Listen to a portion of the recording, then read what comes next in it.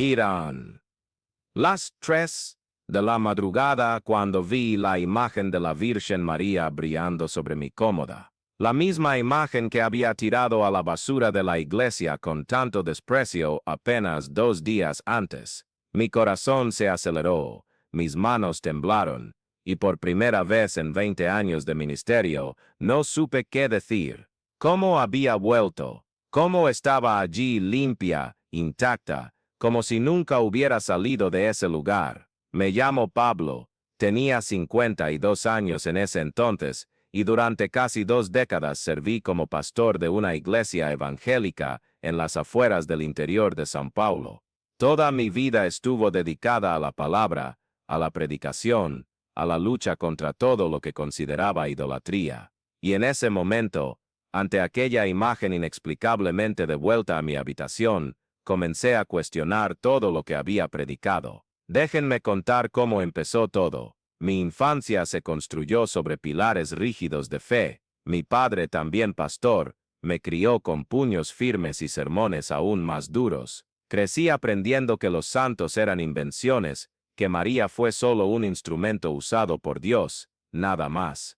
Pablo, me decía, golpeando la mesa de la cocina, tú predicarás la verdad, no esas supersticiones católicas que engañan al pueblo. Y yo lo creí. Más que eso, me convertí en un soldado de esa causa. A los 28 años, asumí el púlpito de la iglesia evangélica Renacer de Esperanza Verde. Era una comunidad pequeña, pero fervorosa. Mis sermones eran conocidos por la intensidad, por la forma en que combatía lo que llamaba falsas doctrinas. Mi especialidad era desenmascarar la idolatría mariana, como solía decir. Predicaba con una pasión que hacía que la gente se levantara, gritara, amén, y saliera de allí convencida de que estaba en presencia de la pura verdad.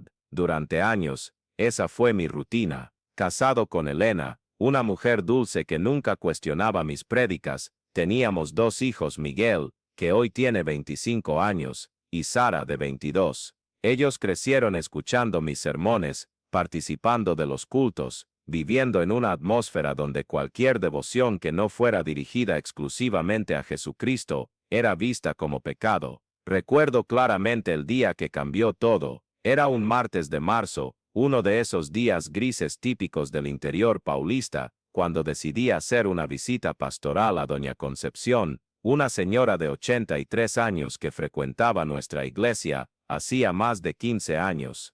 Estaba pasando por un momento difícil. Había perdido a su esposo recientemente, y como buen pastor, sentía que era mi deber estar presente. La casa de doña Concepción estaba en una calle de tierra, rodeada por un jardín simple pero bien cuidado. Ella me recibió con esa sonrisa gentil, que solo los ancianos tienen, me ofreció café y galletas caseras. Conversamos sobre la pérdida, sobre cómo la fe nos sostiene en los momentos más difíciles, sobre las promesas de Dios para aquellos que confían en Él. Era una conversación normal, pastoral, hasta que noté algo que me hizo estremecer. Allí en una pequeña repisa de la sala, entre fotografías de la familia y algunos libros, estaba una pequeña imagen de la Virgen María. No era grande, quizás unos 15 centímetros de altura, pero estaba allí, expuesta, como si fuera parte natural de aquella casa. Mi sangre hirvió. ¿Cómo una oveja de mi rebaño podía tener eso en casa? ¿Cómo yo, que predicaba hacía 20 años contra la idolatría, había fallado en enseñar adecuadamente a una de mis fieles? Doña Concepción, le dije,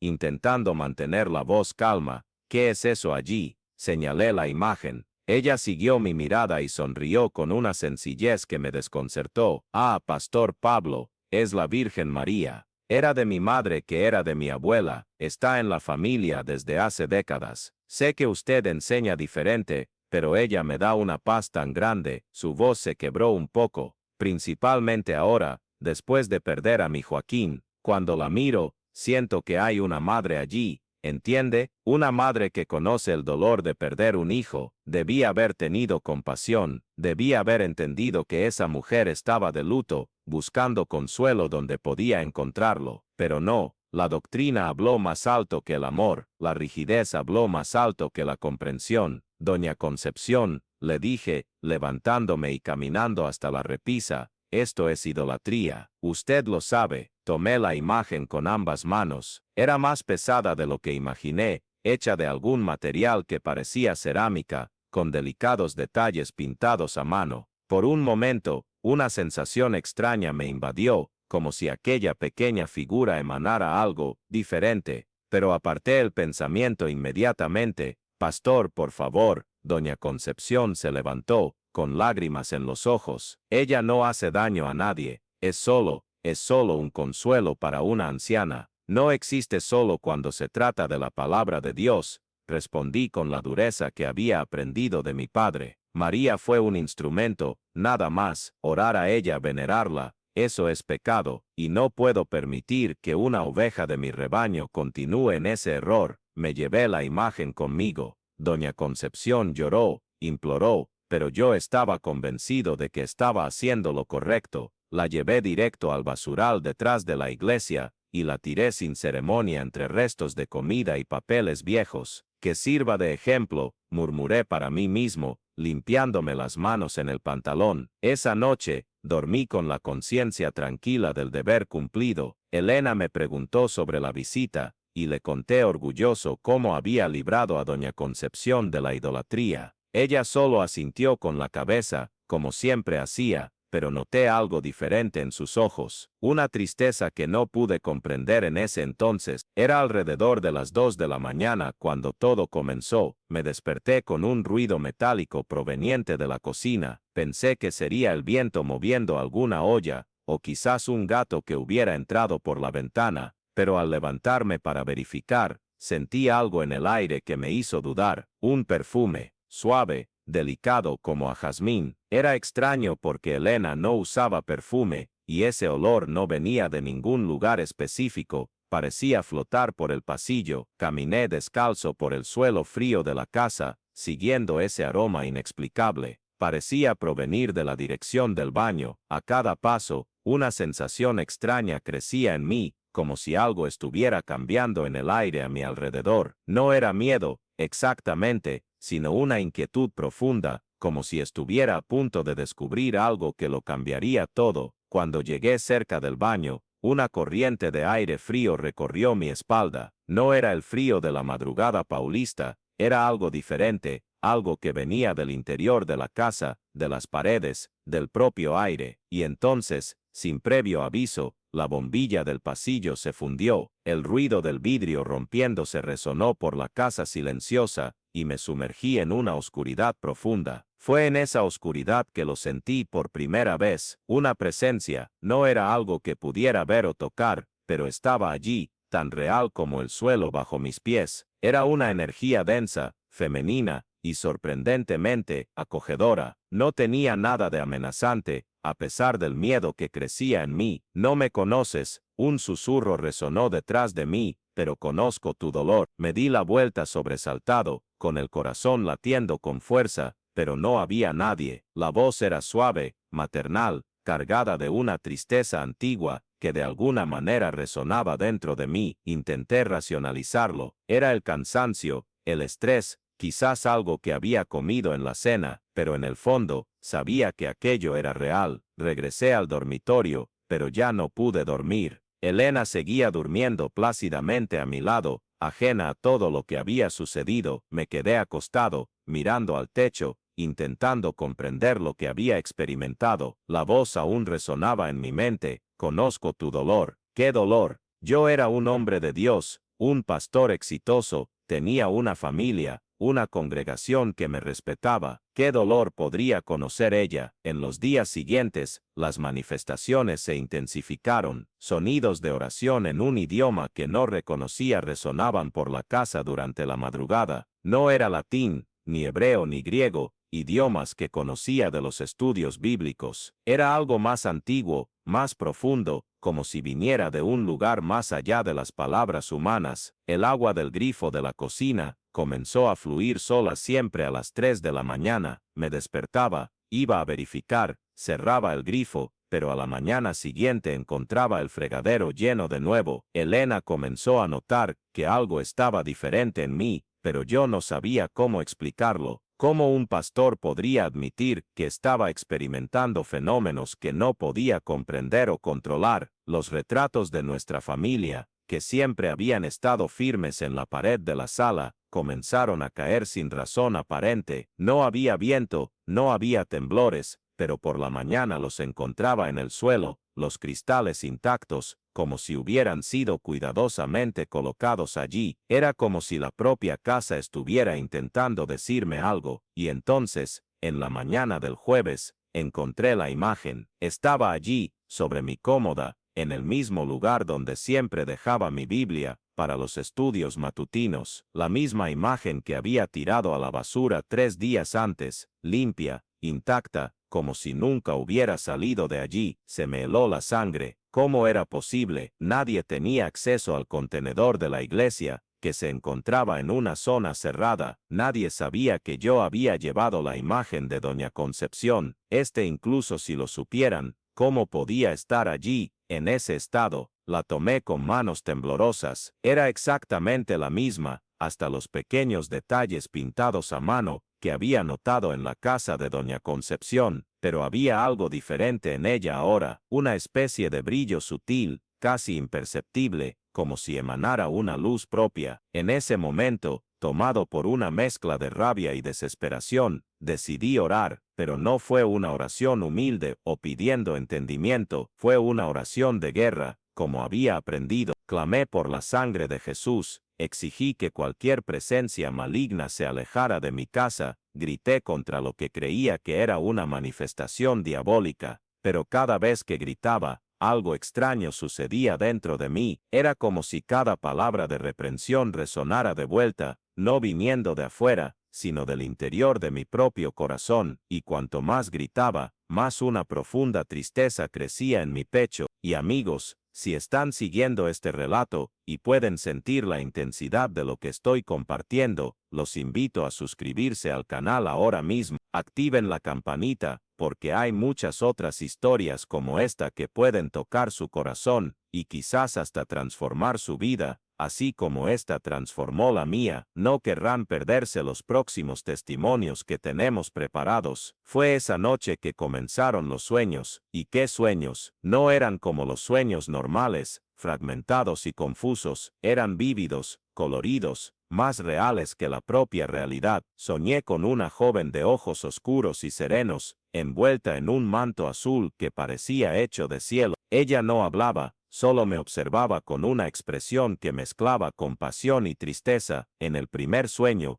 ella solo estaba allí, parada frente a mí, como si estuviera esperando algo. Intentaba hablar, intentaba preguntar quién era, qué quería, pero mi voz no salía. Era como si estuviéramos en una dimensión donde las palabras no eran necesarias, donde la comunicación sucedía directamente de corazón a corazón. En meu segundo sono, ainda mais intenso, ela se aproximó e tocou meu rosto. O toque era suave, maternal, cargado de un amor que nunca había experimentado. Era un amor incondicional, sem julgamentos, sem exigencias. Ao sentir seu toque, lágrimas escorreran dos meus ollos, lágrimas que no sabía que estaba derramando até acordar como traveseiro molhado. Mas foi no terceiro sono que tudo mudou.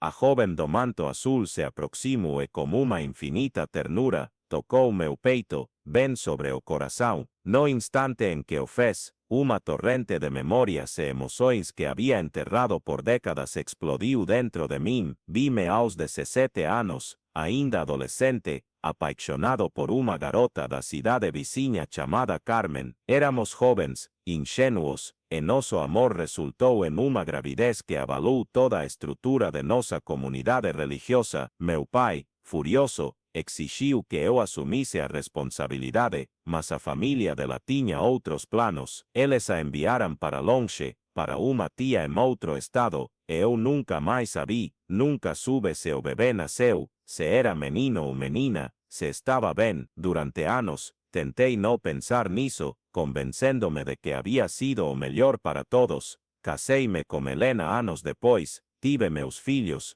construí minha vida pastoral, mas aquela dor, aquela pergunta sem resposta sempre esteve lá, enterrada sob camadas de ativismo religioso e dedicação ministerial. No sono, quando a jovem tocou meu peito, essa dor emergiu como uma força devastadora, e então entendi. Ela sabia, ela conhecia aquela ferida que eu carregava, aquela perda que nunca havia processado adequadamente, mas ainda ela estava ali não para me punir ou me condenar, mas para me ajudar a curar. Acordei daquele sonho chorando como não chorava desde criança. Helena acordou assustada, perguntou o que estava acontecendo, mas eu não conseguia falar, como explicar que estava sendo visitado por uma presença que havia combatido a vida inteira, como admitir que talvez estivesse errado sobre tantas coisas. Durante os dias seguintes, lutei comigo mesmo, parte de mim queria resistir, manter as antigas convicções, continuar pregando contra a idolatria mariana como sempre fiz, mas outra parte, uma parte que crescia a cada dia, começava a questionar tudo. Comecei a observar minha congregação com outros olhos, vi as mulheres especialmente, muitas delas mães que haviam perdido filhos, esposas que sofriam em silêncio, jovens que carregavam dores que não sabiam como expressar, e me perguntava, será que elas não precisavam de uma figura maternal divina para se consolarem? Será que minha rigidez teológica não estava privando-as de um conforto legítimo? Uma manhã 2 semanas depois de tudo ter começado, tomei uma decisão que mudaria minha vida para sempre. Resolvi ir até o depósito da igreja e procurar o local exato onde havia jogado a imagem de Dona Conceição. Precisava entender, precisava encontrar alguma explicação lógica para tudo o que estava acontecendo. O depósito ficava em uma área afastada, atrás do terreno da igreja, cercado por árvores e raramente visitado por qualquer pessoa.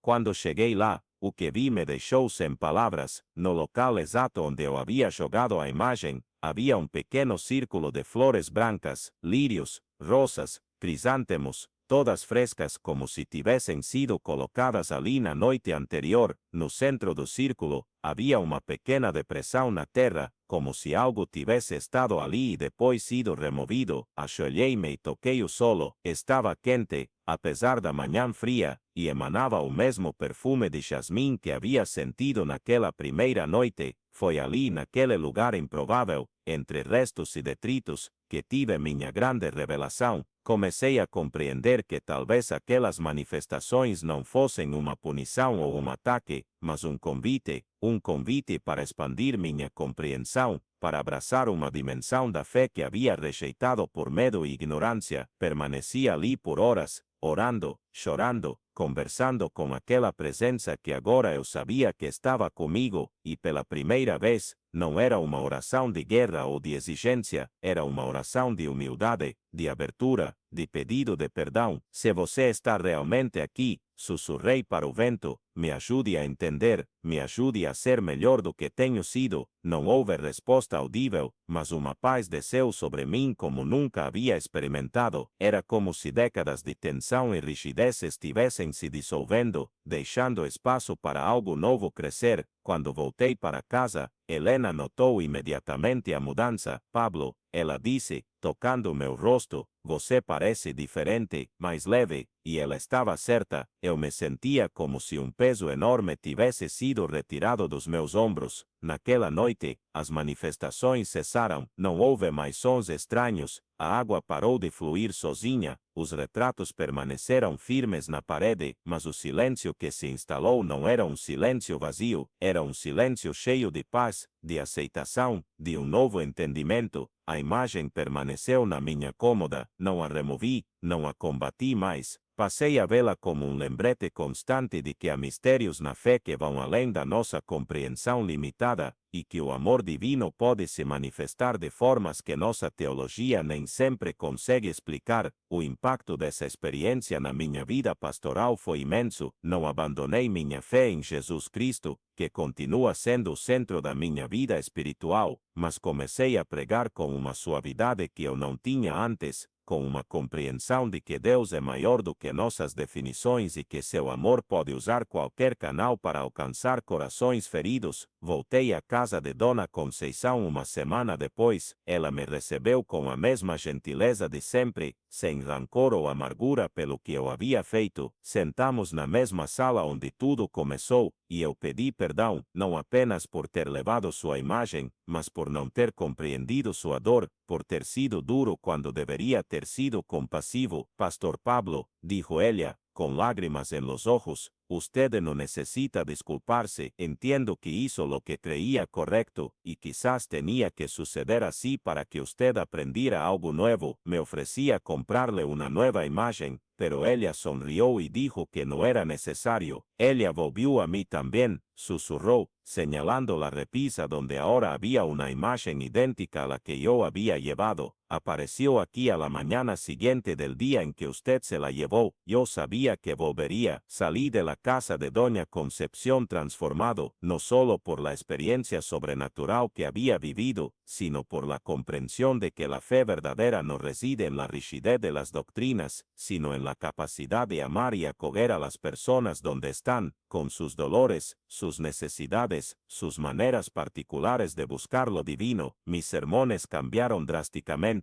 Seguí predicando la palabra de Dios, pero con un énfasis mayor en el amor, la compasión, la comprensión. Dejé de atacar otras formas de fe y comencé a enfocarme en lo que nos une, no en lo que nos separa. Algunas personas de la congregación notaron el cambio, otras lo abrazaron con alegría. Elena me contó más tarde que había orado durante años para que yo me volviera más amable, más comprensivo. Yo veía cómo sus sermones herían a algunas personas, admitió, especialmente a las mujeres que habían perdido hijos. Necesitaban consuelo, no juicio. Comencé también un trabajo de consejería pastoral diferente. Empecé a atender a personas heridas por experiencias religiosas traumáticas, hombres y mujeres que habían sido lastimados por sistemas religiosos demasiado rígidos. Era un trabajo que me llenaba de una manera que las prédicas combativas nunca me habían llenado. Un día, casi 6 meses después de que todo hubiera comenzado, recibí una carta que cambiaría mi perspectiva aún más. Era de Carmen, la chica que yo había amado en la adolescencia. Después de décadas, ella me había encontrado a través de una amiga en común. En la carta, ella contaba que había dado a luz a nuestra hija, que se llamaba María. Ella había crecido, se había casado, tenía hijos propios. Carmen decía que siempre quiso contarme, pero nunca supo cómo encontrarme, y más sorprendente aún, María se había convertido en enfermera y trabajaba cuidando de niños huérfanos en una institución católica. No sé explicar la emoción que sentí al leer aquella carta. Era como si un círculo que había quedado abierto durante décadas finalmente se cerrara. La hija que nunca conocí no solo estaba bien, sino que dedicaba su vida a cuidar de otras niñas que, como ella, habían enfrentado dificultades desde pequeñas. Combinamos un encuentro. Fue extraño y emocionante a la vez conocer a María después de tantos años. Ella era una mujer amable, cariñosa, y tenía en los ojos la misma serenidad que yo había visto en los sueños con la joven del manto azul. Conversamos durante horas.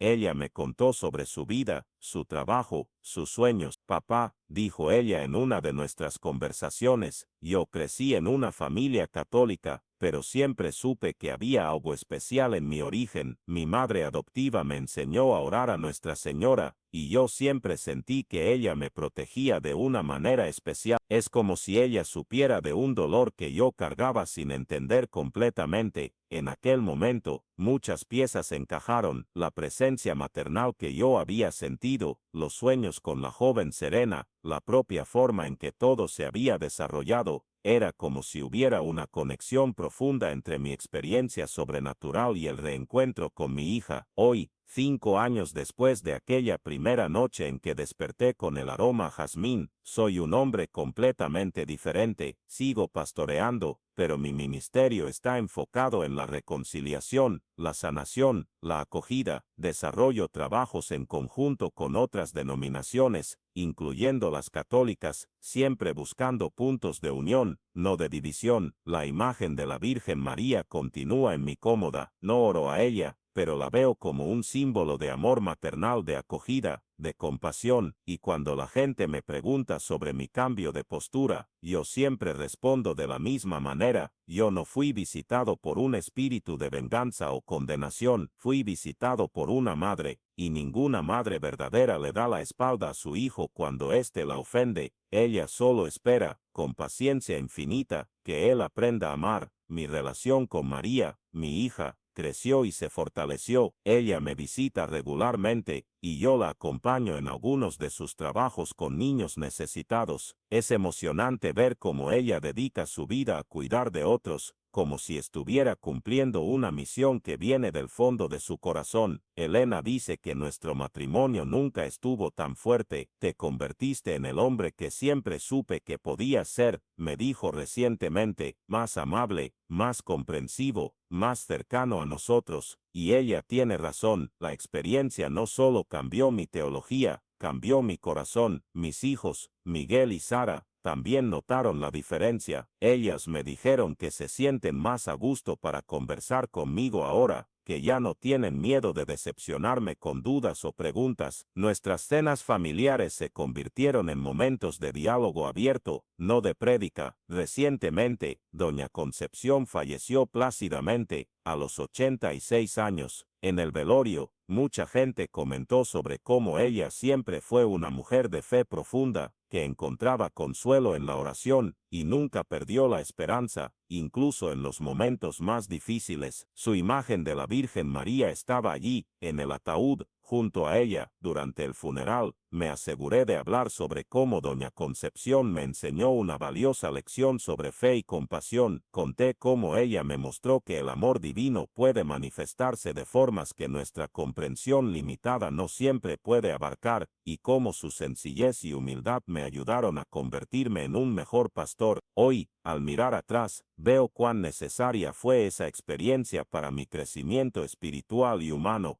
Pasé décadas predicando sobre el amor de Dios, pero se necesitó una manifestación sobrenatural para que realmente comprendiera lo que eso significa. Tuve que confrontarme con mis propios prejuicios y limitaciones para poder expandir mi capacidad de amar y acoger. La imagen sigue ahí, en mi cómoda, como un recordatorio constante de que hay misterios en la vida que van más allá de nuestra comprensión, pero que eso no debe asustarnos ni hacernos cerrados. Al contrario, debe hacernos más humildes, más abiertos, más dispuestos a aprender y crecer. Mucha gente me busca hoy para escuchar mi historia, algunos escépticos, otros curiosos, algunos buscando respuestas a sus propias experiencias inexplicables, y a todos ellos les digo lo mismo: no importa cuál sea su denominación religiosa o sus creencias personales, lo que importa es que estén abiertos al amor, a la compasión, al crecimiento. Aprendí que Dios es mucho más grande que cualquiera de nuestras definiciones teológicas. Él puede usar una imagen, un sueño, una coincidencia, una persona, cualquier cosa para enseñarnos, transformarnos, acercarnos unos a otros. Lo importante es tener humildad para reconocer cuando Él está hablando con nosotros, aunque sea de una forma que no esperábamos. Mi viaje de transformación aún continúa. Cada día aprendo algo nuevo sobre el amor, sobre la fe, sobre la importancia de ser puente entre mundos que parecen opuestos, y sé que esa presencia maternal que me visitó aquella noche continúa conmigo, no como una fuerza externa, sino como parte de mi propia capacidad de amar y acoger. Si hay algo que me gustaría que llevaras de esta historia, es esto: nunca es demasiado tarde para cambiar, para crecer,